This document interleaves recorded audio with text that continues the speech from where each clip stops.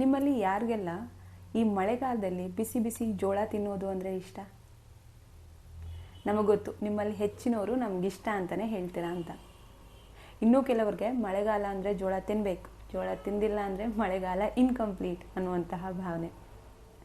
ಆದರೆ ನಿಮ್ಗೆ ಗೊತ್ತಾ, ಮಾನ್ಸೂನಲ್ಲಿ ನಮಗೆ ಜೋಳದ ಮೇಲೆ ಲವ್ ಆದರೆ ಅದು ಒಳ್ಳೆಯದೇ. ಅದು ಹೇಗೆ ಅಂತ ಈಗ ನೋಡೋಣ. ಮಳೆಗಾಲ ಅಂದಮೇಲೆ ಈ ಶೀತ, ನೆಗಡಿ, ಕೆಮ್ಮು, ಜ್ವರ ಇದೆಲ್ಲ ತುಂಬ ಕಾಮನ್ ಅಲ್ವಾ? ವೆದರ್ ಬದಲಾದ ಹಾಗೆ ನಮ್ಮ ದೇಹದ ರೋಗ ನಿರೋಧಕ ಶಕ್ತಿಯಲ್ಲಿಯೂ ಕೂಡ ಸ್ವಲ್ಪ ವ್ಯತ್ಯಾಸ ಆಗುತ್ತೆ.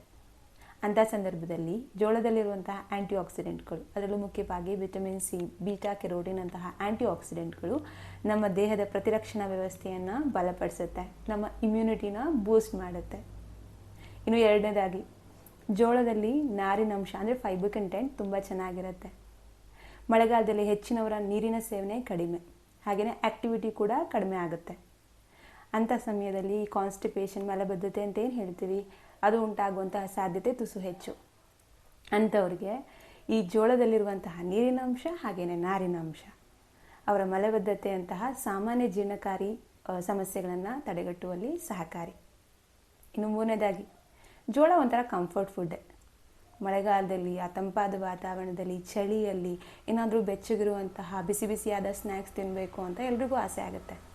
ಆದರೆ ಆ ಸ್ನ್ಯಾಕ್ಸ್ ಹೆಲ್ದಿ ಆಗಿರಬೇಕು. ಹಾಗೆ ನೋಡಿದರೆ ಜೋಳ ತುಂಬ ಹೆಲ್ದಿಯಾದ ಹಾಗೆ ಟೇಸ್ಟಿಯಾದ ಒಂದು ಒಳ್ಳೆಯ ಸ್ನ್ಯಾಕ್ಸ್ ಆಪ್ಷನ್.